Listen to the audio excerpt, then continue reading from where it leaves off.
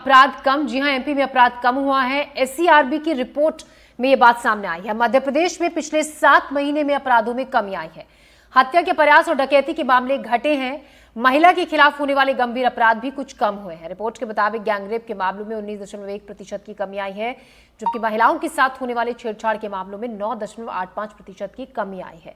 तो महिलाओं के विरुद्ध कुल होने वाले अपराधों में 7.91% की कमी आई है। साथ ही बाकी अपराधों में भी कमी आई है।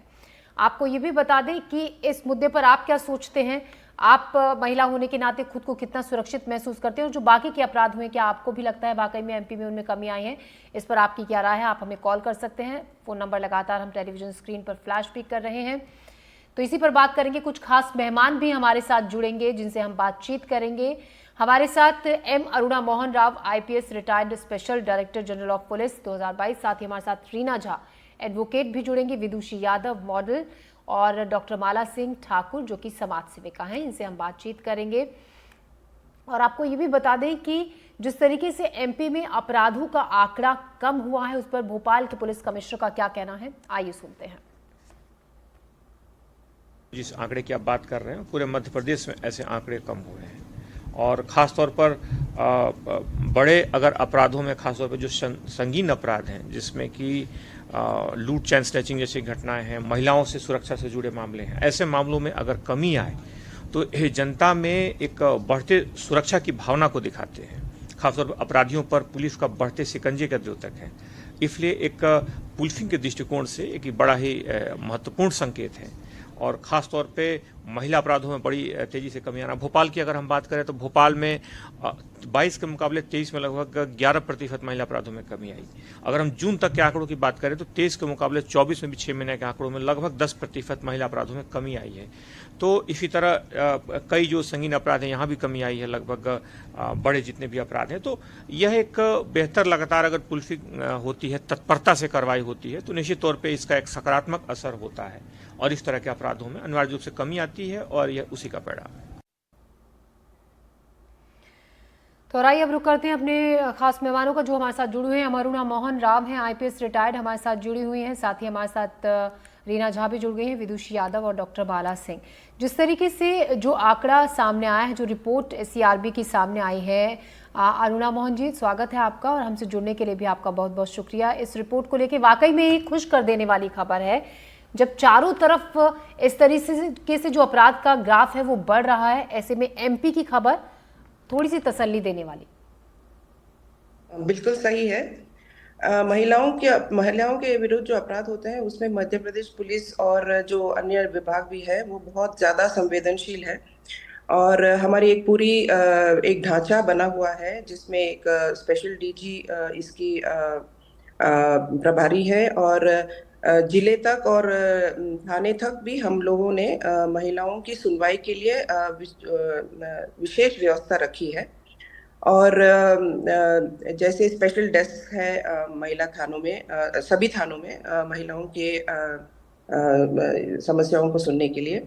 और हम लोग एक कोऑपरेटिव और कोलैबोरेटिव वे में चलते हैं कि क्योंकि एक महिला के विरुद्ध अगर कुछ होता है तो सिर्फ क्राइम ही नहीं, उनके साथ बहुत सारे अदर इश्यूज भी रहते हैं, जैसे हेल्थ हो, या फिर रिहैबिलिटेशन का हो, या फिर शेल्टर का हो, या मेंटल हेल्थ का हो, या फिर उसको हॉस्पिटल में दाखिल करवाना हो, या फिर एक लॉयर की व्यवस्था करना हो। ये सब जो है ये सब मिलके ही जो है महिलाओं को न्याय मिलने की एक रहता है एक व्यवस्था। तो इसके लिए मध्य प्रदेश जो है बहुत पहले से प्रयासरत है, और इसी का सुखद परिणाम है कि अपराध जो है वो कमी आ रही है अभी। और दूसरा ये है कि एक बहुत अच्छी व्यवस्था मध्य प्रदेश पुलिस ने किया है चिन्हित अपराधों का।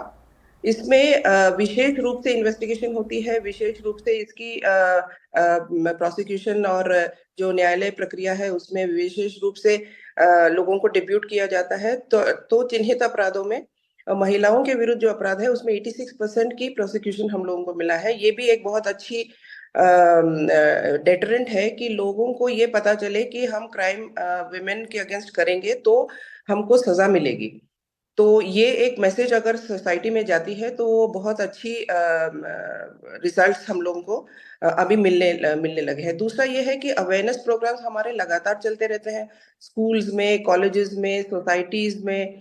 हम लोग नुक्कड़ नाटक, जगह जगह पे अवेयरनेस प्रोग्राम्स और ट्रेनिंग प्रोग्राम्स सभी स्टेक होल्डर्स के साथ करते हैं। तो इसके साथ भी हम लोगों के लिए बहुत अच्छा एक कोऑर्डिनेशन हो जाता है जी कि जी अगर कुछ जी हो जाता है तो तुरंत सभी लोग इकट्ठा होके जी। उस महिला की हेल्प के लिए अरुणा इकट्ठा जी बिल्कुल। आगे आते हैं। आप अगर आप क्या सोच रहे हैं? अगर हमारे दर्शकों से भी हम बार बार यही अपील कर रहे हैं कि आप भी अपनी राय हमसे साझा कर सकते हैं। एक्सपर्ट से कोई सवाल आपका है तो आप पूछ सकते हैं। विदुषी यादव भी हमारे साथ है, मॉडल है, अभिनेत्री हैं। विदुषी, आप मुझे बताइए, क्या आपको लगता है कि अब धीरे धीरे जो माहौल है वो बदल रहा है? जिस तरीके से अवेयरनेस प्रोग्राम्स महिला की सुरक्षा को लेकर चलाए जा रहे हैं, महिला को जागरूक किया जा रहा है, क्या आप ये मानती हैं कि अब धीरे धीरे स्थिति बदल रही है? या आप जिस प्रोफेशन में हैं अभी भी आप मानती हैं कि महिलाएं असुरक्षित हैं, महिलाओं के लिए और ज्यादा नए नए कदम उठाए जाने चाहिए? देखिए, मेरा तो ऐसा मानना है कि आज आप देखें तो इस चैनल पर हम पांचों महिलाएं हैं और हम पांचों यहाँ खड़े होकर के अपनी बात रख पा रहे हैं। ये अपने आप में एक बदलाव की निशानी है कि औरतों की बात सुनी जाती है अब। अगर आप आज से 100-200 साल पहले की बात करते, जब औरतों को कहा जाता था कि मर्दों से एक कदम पीछे चला जाए, मर्दों के सामने आंख उठा के बात ना की जाए, उससे समाज कितना बदल गया है कि आज हम एक नेशनल टेलीविजन पे अपनी बात रख रहे हैं और हम सारी महिलाएं हैं और हमें लोग सुनने के लिए आए हुए हैं। तो ये अपने आप में एक बदलाव की तरफ दिखाता है, दर्शाता है कि हमारे समाज ने बदलाव लाया है औरतों के प्रति, औरतों के सम्मान में, और ये बहुत अच्छी चीज है। और जी बिल्कुल, मैं ये बात कहूंगी कि जहां से हमने शुरुआत करी थी वहां से हम काफी दूर आए हैं और औरतों के प्रति जो सुरक्षा है वो बढ़ी है और औरतों के प्रति सम्मान जो है वो बढ़ा है। लेकिन मैं इस बात को डिनाई नहीं करूंगी कि हाँ, अभी भी एक काफी बड़ा चंक है और काफी बड़ा वर्ग है जिसपे हमें काम करने की जरूरत है। और कई जगह हाँ, अभी भी औरतें सुरक्षित नहीं महसूस करती हैं। और मुझे लगता है कि ये सिर्फ पुलिस या प्रशासन या सरकार की जिम्मेदारी नहीं है कि अगर औरत असुरक्षित महसूस करती है सड़क पे चलते वक्त, ये पूरे समाज की जिम्मेदारी है कि वो इसे अपनी जिम्मेदारी की तरह ले। जी बिल्कुल। एक औरत अगर केवल पुलिस की जिम्मेदारी नहीं है, करे। साथ ही साथ हमारे आसपास जो सोसाइटी है, हम में से ही जो लोग हैं उनकी भी एक बड़ी जिम्मेदारी है। डॉक्टर माला सिंह, मैं आपके पास आऊंगी। कॉलर हमारे पास जुड़ रहे हैं, उनसे हम बात कर लेते हैं। जी, कहीं क्या कहना चाहते हैं आप? हमारे साथ नागेंद्र सिंह है, एक दर्शक हमारे। नागेंद्र जी, अपनी राय रखें। मैम, मेरा प्रश्न था एक, और एक मेरी राय थी। राय मेरी ये थी कि कोई भी सत्ताधारी दल हो, कोई भी पार्टी हो, जो भी पावर में आती है, 70 से 80% अपराध तो उसके द्वारा पोषित होते हैं। और मेरा एक प्रश्न ये था एक्सपर्ट से जी कि ये जो पुलिस कर्मियों के परिजन अपराध में शामिल पाए जाते हैं या कहीं कोई उनके जात भाई होते हैं, तो क्या पुलिस उनमें उनका सपोर्ट करती है या वो पुलिसकर्मी अपने परिजनों का सपोर्ट नहीं करते जो पुलिस में मौजूद हैं, उनके परिजन जो क्राइम में इन्वॉल्व? तो नागेंद्र, आप सवाल उठा रहे हैं कि कई बार जो बड़े अधिकारी होते हैं, जो सत्ता में होते हैं, उन्हीं के जानने वाले, उन्हीं के परिवार के लोग जो क्राइम में शामिल होते हैं, उनके खिलाफ क्या होता है? सख्ती होती है या उन्हें छोड़ दिया जाता है? बहरहाल ये भी एक बड़ा सवाल है। लेकिन नागेंद्र, जो अभी हम बात कर रहे हैं वो SCRB की रिपोर्ट पर, उस हिसाब से MP में क्राइम कम हुआ है और क्या वाकई में लोग अपने आप को सुरक्षित महसूस करते हैं, इस पर हम बातचीत कर रहे हैं। क्या महिलाओं के लिए बदलाव हुआ है, इस पर हम बातचीत कर रहे हैं। डॉक्टर माला, जिस तरीके से हम बात कर रहे थे अभी, विदुषी ने भी अपनी राय रखी और उन्होंने कहा कि चीज़ें बदल रही हैं, लेकिन और भी बदलाव की बहुत सारी गुंजाइश है। आप क्या मानते हैं? देखिए, ये रिपोर्ट जो सामने आई है उसके मुताबिक ये अच्छी बात है कि महिलाओं के खिलाफ जो अपराध हो रहे हैं उसमें काफ़ी कमी आई है। आपको क्या लगता है अपने आसपास देखकर? मुझे लगता है कि आंकड़े सुनना तो सुखद है, लेकिन वर्तमान में जिस प्रकार से नशे की गिरफ्त में आज की पीढ़ी दिखाई दे रही है और जो घटना कल इंदौर में घटी, हम सबको जो है आहत करने वाली है। लगातार इस प्रकार की घटनाओं में बढ़ोतरी हो रही है। स्वाभाविक है कि जो आंकड़े सामने आए हैं उसके अनुसार महिलाओं के साथ होने वाले अपराध कम है। मुझे ऐसा लगता है कि पंजीकृत किए हुए अपराधों की संख्या शायद जो है उसमें कमी आई है, ऐसा दिखाया गया है। दूसरा जो पक्ष दिखाई देता है वो ये दिखाई देता है कि हम जब परिवार और संस्कार की बात करते हैं तो स्वाभाविक है कि जब इस प्रकार की जो परिस्थितियां अभी हमको दिखाई दे रही हैं, यदि वो सब चीजें बढ़ती हैं तो स्वाभाविक रूप से अपराध कम होंगे। पुनः कहना चाहती हूँ कि रिपोर्ट में जो बताया गया उसके अनुसार उस रिपोर्ट को देखना, उसके विषय में सुनना ये सुखद है, लेकिन बहुत ज्यादा मुझे लगता है जमीनी स्तर पर जब बात करते हैं तो स्वाभाविक है कि मुझे लगता है कि उन अपराधों में कमी कितनी आई है वो ध्यान में नहीं आता। आज जी। आवश्यकता है कि अपनी सुरक्षा अपने हाथ, महिलाओं को ये चीज सोचना होगी कि हम अपनी सुरक्षा स्वयं अपने हाथ कैसे कर सकते हैं। जैसे हम पुण्याति के माध्यम से आत्म सुरक्षा के शिविर लगाते हैं जी। और लगातार कोशिश करते हैं कि आज की पीढ़ी भी और मातृशक्ति भी किस प्रकार से अपनी सुरक्षा स्वयं कर सकती है, क्योंकि आत्मविश्वास ही सबसे बड़ा हथियार है। तो मुझे लगता है कि अगर ये होगा तो शासन प्रशासन की अपनी सीमाएं हैं काम करने की, वो अपना काम करेंगे, लेकिन जब तक समाज साथ में नहीं खड़ा होगा तब तक इन अपराधों में मुझे लगता है कि वास्तव में वो कमी नहीं आने वाली जो हम अपेक्षा करते। रीना झा भी हमारे साथ एडवोकेट है। रीना, जिस तरीके से अभी जिक्र किया मैम ने, उन्होंने कहा कि पंजीकृत, डॉक्टर माला सिंह ने, कि पंजीकृत अपराधों में ज़रूर कमी आई होगी, लेकिन ज़मीनी स्तर पर चीज़ें थोड़ी सी अलग लगती हैं, क्योंकि ग्राउंड में जाकर वो काम करती हैं, लोगों से मिलती हैं, ख़ासतौर से ऐसी महिलाओं से भी जो अपराधों का शिकार होती हैं। तो ऐसे में आप क्या मानती हैं? क्योंकि देखिए, बहुत सारे केसेस सिर्फ इसलिए भी दर्ज नहीं होते हैं कि जो हमारी कानूनी प्रक्रिया है बहुत लंबी है, सालों चले जाते हैं एक केस को सॉल्व होने में। नमस्कार, मैं भी DLSA से जुड़ी हुई हूँ गुड़गांव डिस्ट्रिक्ट कोर्ट में, और मेरे पास कई ऐसी शिकायतें आती रहती हैं जो बलात्कार से हो या फिर 354 छेड़खानी हो। तो अभी हमने ये भी सुना कि 1 जुलाई के बाद नया BNSS लागू हो गया और उसमें बहुत जल्दी प्रक्रियाएं होंगी, लेकिन मैंने अभी भी कोर्ट में या कहीं देखा है कि इसमें जैसा पहले चल रहा था वैसे ही इसमें डेट्स मिल रही हैं। और रही बात कि हम मेट्रोपॉलिटन में या टाउन में हैं, तो वहाँ की महिलाओं को थोड़ा अंदाजा हो जाता है कि हमें कहाँ जाना चाहिए, हमें कहाँ कंप्लेन देनी चाहिए। रीना मैम, आपने कहा कि जो इतना बदलाव अभी कानून में जो 1 जुलाई से शुरू हुए हैं, उसके बाद भी आपको स्थिति में बहुत ज्यादा बदलाव नहीं लगता है, आप बता रही हैं? जी नहीं मैम, क्योंकि मैंने ये भी देखा है कि जैसे छेड़खानी की कंप्लेन जाती है तो वहाँ पे, या फिर 376 जो हमारा पहले इसमें रेप विक्टिम के लिए था, वो लोग कंप्लेन करते हैं।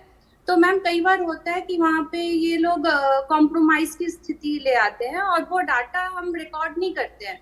जब भी हम कॉम्प्रोमाइज की स्थिति करते हैं तो वो आंकड़े रिकॉर्ड में नहीं लिए जाते हैं, उनको समझा बुझाकर भेज दिया जाता है और वो उसके बाद फिर से रिपीट होता है। तो मुझे है कि जहाँ कॉम्प्रोमाइज हो जाते हैं इन सिचुएशंस में, उनको भी रिकॉर्ड में लिए जाए कि किस तहत कैसे इनके बीच कॉम्प्रोमाइज हुआ, किस डेट को हुआ, क्या जी, तो आप कह रहे हैं कि कई बार आधे अपराध इसलिए भी नंबर्स में नहीं आते हैं कि कॉम्प्रोमाइज कराकर उसको रफा दफा कर दिया जाता है एक तरीके से। और इसमें ये भी मैम देखने को मिलेगा कि जो इनके कॉम्प्रोमाइज होते हैं वो बहुत ताकतवर लोग होते हैं, वो किसी भी स्थिति पे प्रेशर बना के कॉम्प्रोमाइज करते हैं ये तो। और हम ये तो टाउन और मेट्रोपॉलिटन की बात कर रहे हैं। 1-2 बार तो मैंने भी कहीं किसी को हेल्प किया कि ऑनलाइन आप बार बार धक्के नहीं खा सकते हो पुलिस स्टेशन की, आप कहीं जा नहीं पा रहे बार बार, क्योंकि हर महिला के पास ना इतने रकम होती है कि वो एक बार कंप्लेन देने जाएं, फिर उसकी बयान देने जाएं, फिर वो विक्टिम को बुलाते हैं। मुझे ये भी नहीं है समझ में आता, फिर वो विक्टिम को बुलाते हैं, फिर वहाँ कॉम्प्रोमाइज की स्थिति होती है। कई बार विक्टिम के साथ उनको 2-3 घंटे की वेट करना पड़ता है, उनका छोटा सा बच्चा होता है या उनको नौकरी पे जाना होता है। समझ रहे हैं जो आप जिस चीज को बयां कर रही हैं, जिस स्थिति को बयां कर रही हैं। अरुणा मैम, आप इसको लेकर क्या कहेंगे? देखिए, वकील हैं जो बता रही हैं कि बहुत से केसेस में तो अच्छे बड़े केसेस होते हैं जहाँ पर लेकिन पैसे के बल पर, आप अपने ओहदे के बल पर आप उन चीज़ों को रफा दफा कर देते हैं, आरोपी को साफ बचा कर निकाल ले जाते हैं। ऐसे मामलों को रोकने के लिए, कम करने के लिए, क्योंकि देखिए ये होता तभी है क्योंकि ऐसा होने दिया जा रहा है। क्या कहेंगे इसको लेकर? मैं इस बात पे सहमत हूँ कि बहुत सारे केसेस में कॉम्प्रोमाइज हो जाता है, और इसका एक बहुत बड़ा वजह यह है कि जो महिला है वो इकोनॉमिकली इंडिपेंडेंट नहीं है। जी। और इसलिए वो मजबूरी में उसको कॉम्प्रोमाइज करना पड़ता है। लेकिन ऐसे केसेस में भी जो हमारी लीगल एड सेल है या फिर हमारा जो प्रोसिक्यूशन का जो व्यवस्था है, उसमें हम यही देखते हैं कि महिला जो है वो अपना विटनेस जो है वो अच्छी तरह से दे कोर्ट में, ताकि वो जो अपराधी है उसकी प्रोसिक्यूशन हो जाए। बट फैक्ट ये है कि कई महिलाएं जो है वो बहुत मजबूर रहते हैं, इकोनॉमिकली बहुत वीक रहती है, बच्चे रहते हैं, उनके बच्चों का देखभाल के लिए भी कई बार वो कॉम्प्रोमाइज हो जाती है। और सोसाइटी का जो प्रेशर रहता है, हमारा जो पेट्रियार्कल माइंडसेट है, इंडियन जो माइंडसेट है, वो कई जगह तो ये प्ले करता ही है। और इन सब को फेस करके हम लोगों को प्रोसिक्यूट करना एक बहुत चैलेंजिंग जॉब है। तो बहुत सारे हम लोगों के इनिशिएटिव्स हैं जिसमें हम ये प्रोसिक्यूशन को सफल बनाने के लिए किस तरीके से हम लोग काम कर सकते हैं, इस पर बहुत एक रिसर्च भी चल रहा है, ट्रेनिंग प्रोग्राम भी चल रहे हैं, और हम लोग फील्ड में भी इसको अमल करने में हम लोग बहुत ज़्यादा प्रयास कर रहे हैं। बट कहीं ना कहीं काम करने की और ज़रूरत है। जैसे विदुषी ने कहा कि सिचुएशन तो ठीक हो रही है, लेकिन बहुत ज़्यादा काम करने की इस फील्ड में ज़रूरत है। ऑल स्टेक होल्डर्स को इसमें अपना ध्यान लगाना चाहिए कि किस तरह से जो है महिला को हम एक मजबूत स्थिति में ले आए, ताकि वो अगर उसके साथ कुछ हो जाए तो वो बोल्डली कह सकती है कि मेरे साथ ये हुआ है, और अंत तक वो उस बात पर खड़ी रहे। जी। तो सोसाइटी के जो माइंडसेट है उससे भी लड़ना हम लोगों के लिए बहुत एक चैलेंज है। इसलिए हम लोग ये ट्रेनिंग प्रोग्राम में ये देखते हैं कॉलेजेस वगैरह में कि जो लड़के हैं, जो पुरुष वर्ग है, उनको सेंसिटाइज किया जाए। जी। इंस्टेड ऑफ तो टेलिंग द गर्ल कि मानसिकता भी तुम बदलनी अपना बहुत सेल्फ ज़्यादा डिफेंस ज़रूरी करो। है, डॉक्टर अरुणा जिस तरीके से कह रही हैं। डॉक्टर माला, आप इसको लेकर क्या कहेंगी कि मानसिकता में भी बदलाव की बहुत ज़्यादा ज़रूरत है? बहुत वक्त वक्त पर ट्रेनिंग प्रोग्राम्स चलाए जाते हैं, जैसा कि अरुणा जी ने बताया। आपको क्या लगता है? हालांकि देखिए, जो आंकड़े हैं उनमें हर तरीके के केसेस में कमी आई है। लूट, छेड़छाड़, हत्या, चोरी, डकैती, दहेज प्रताड़ना, इन सभी मामलों में काफ़ी जो ग्राफ है वो बहुत कम हुआ है। तो आप इसको लेकर क्या कहेंगी? और आगे ये स्थिति कायम रहे या फिर इससे और कम आए, उसके लिए और क्या किया जा सकता है? ज्योति जी, मुझे लगता है कि ये तो कदापि सुखद होगा ही नहीं कि आंकड़ों में कमी आई है। हम लोग तो सर्वे भवन्तु सुखिनः, सर्वे सन्तु निरामया, सर्वे भद्राणि पश्यन्तु माँ कश्चित् दुर्भाग् भवेत्, इस भाव को लेकर के चलने वाले लोग हैं। इसका मतलब है कि अपराध होना ही नहीं चाहिए। अपराध मुक्त समाज की हमारी कल्पना है, और इसी को लेकर के मुझे लगता है यहाँ पैनल में जितने भी लोग हैं लगातार अपने अपने स्तर पे काम करते ही हैं। स्वाभाविक है कि जैसे जैसे चीजें ठीक होंगी तो व्यवस्थाएं ठीक होंगी, व्यवस्थाएं ठीक होंगी। समाज जब तक जागरूक नहीं होगा तब तक इस प्रकार के जो अपराध हैं उसमें पुनः आंकड़ों में माला कमी मैम, हो सकती है। आपको कहाँ कमी लगती है? चलिए, आप इतने वक्त से काम कर रही हैं इस दिशा में, आपको क्या लगता है जो आप अपने लेवल पर आप चाहते हैं कि हाँ, इस चीज में बदलाव होना चाहिए? दो चीजें हैं। एक, कानून की दृष्टि से जो कानून के विशेषज्ञ वो यहाँ जुड़े भी हैं। लगातार जिस प्रकार की क्लिष्ट प्रक्रिया जो दिखाई देती है, मुझे लगता है कि वो कैसे थोड़ी सरल हो सकती है, उसके लिए लगातार प्रयास किया जाना आवश्यक है। दूसरा, जब हम समाज की बात करते हैं तो संस्कारों की जो कमी लगातार दिखाई दे रही है। कारण कुछ भी हो सकते हैं। लगातार नशे की गिरफ्त में समाज हमको दिखाई दे रहा है, लगातार टूटते परिवार हमको दिखाई दे रहे हैं, लगातार जिस प्रकार की चीजें हमको आसपास दिखाई दे रही हैं, तो लगता है कि सामाजिक स्तर पे काम करने की आवश्यकता है, समाज के प्रबोधन की आवश्यकता है। अगर वो होगा तो व्यक्ति जब देश और समाज के बारे में सोचेगा, जब मैं वसुधैव कुटुंबकम कहूंगी तो स्वाभाविक है कि उसी भाव से अपने लोगों को देखूंगी और मानूंगी। तो मुझे लगता है कि समाज स्तर पर काम करने की आवश्यकता है, समाज के जागरण की आवश्यकता है। अपने बेटों के साथ साथ बेटियों से तो हम बात करते हैं, एक विषय भी यहाँ आया था कि बेटों को भी संस्कार दें, पर उसके साथ में किस प्रकार से, जैसे हम कहते हैं कि कोई भी घटना होती है तो हम कैंडल मार्च निकालने के लिए आगे आते हैं। हाँ। कैंडल मार्च का वक्त ऐसा मुझे लगता है। जी बिल्कुल, कोई भी घटना, विदुषी इसको लेकर आप क्या कहेंगे? जब भी कुछ ऐसा मामला होता है, कोई ऐसी बड़ी घटना देश में होती है, कुछ दिन जरूर प्रदर्शन होते हैं, विरोध होते हैं, कैंडल मार्च होते हैं, और उसके बाद आराम से स्थिति थोड़ी ठंडी पड़ती चली जाती है। आप इसको क्या कहेंगी लेकर? ये ग्राफ तो ज़रूर अच्छा है जो रिपोर्ट हम दिखा रहे हैं, लेकिन उसके बावजूद मैं आपको बता दूं, कल ही एक खबर आई थी जहां पर चलती गाड़ी में एक महिला अपने पति के साथ जा रही थी। महिला की गाड़ी में हाथ डालकर कुछ बदमाशों ने छेड़खानी की कोशिश की। जब उसको मना किया गया तो बोनट पर चढ़कर वो बदमाशों ने हंगामा किया। अभी कुछ दिन पहले एक और खबर आई थी जहां ट्रेनी ऑफिसर्स की महिला मित्रों के साथ बदतमीजी हुई थी। विदुषी, मुझे ऐसा मुझे ऐसा लगता है कि अगर आप जैसा आप बता रही हैं, और माला मैम भी सही कह रही है कि अक्सर जब ऐसी कोई घटना घटती है तो लोग उस समय पे जागरूक हो जाते हैं और उसके आगे पीछे भूल जाते हैं। समाज कोई ऐसी चीज नहीं है जो रातों रात बदल सकती है। समाज अपने आप में वक्त लेता है बदलने के लिए। जैसे कि मुझे लगता है कि इसमें बहुत बड़ा हाथ जो है वो पेट्रियार्कल सोसाइटी का तो है ही। वो लड़कों को हमेशा ये सिखाते हैं तुमको टफ रहना चाहिए, तुमको रोना नहीं है, तुमको बने रहना है, डटे रहना है। कहीं ना कहीं हम उनके पूरे इमोशनल सिस्टम को डैमेज कर देते हैं कि वो कभी किसी के लिए मन में प्रेम नहीं रख सकते, क्योंकि वो लड़की जैसी भावना है, वो लड़कियां करती हैं सॉफ्ट होना। तो इस तरीके से आप उनको बना तो दे रहे हैं, आप ये नहीं समझ रहे आप उन्हें हार्ड नहीं, आप उन्हें जानवर बना दे रहे हैं। एक वक्त के बाद वो किसी के प्रति प्रेम रख ही नहीं पाएंगे, क्योंकि आपने सिखाया ही नहीं है उन्हें कभी प्रेम रखना, सॉफ्ट होना, प्यार जताना। तो मुझे लगता है कि सामाजिक तौर पे हमें मानसिक तौर पे बदलाव की जरूरत पहले है। क्योंकि आप देखिए जो सेना की ट्रेनी लेडीज थी उनके साथ ये जो हुआ, इसका साफ मतलब ये है कि ये लोग डरते नहीं है। क्योंकि अगर डरते तो विदुषी, डर की ही हम बात कर रहे हैं, डर की बात कर रहे हैं। रीना झा शायद इसका जवाब दे पाएंगी। रीना, जिस तरीके से विदुषी बता भी रही हैं, और ये सवाल है भी कि आप देखिए, आप सेना के जवानों के साथ आप लूटपाट कर रहे हैं, मार पिटाई कर रहे हैं, यानी कि आपको कानून का डर नहीं है, कोई खौफ नहीं है जो आप इस तरीके की वारदातों में शामिल हो रहे हैं। आपको ये डर नहीं है कि आपको सजा मिल सकती है, आपके साथ सख्ती हो सकती है। क्या आप मानती हैं कि ये भी एक बड़ी वजह है? हमारे कानून में सख्ती मुझे लगता है सब कुछ की है, क्योंकि ट्रायल की भी उसको 10 साल की सजा होती है। जब कोई एक्यूज्ड होता है तो जब तक कि उनकी चार्जशीट 3 महीने 90 डेज का होता है, उसमें अगर वो 90 डेज तक चार्जशीट नहीं आएगी वो कस्टडी में रहेंगे।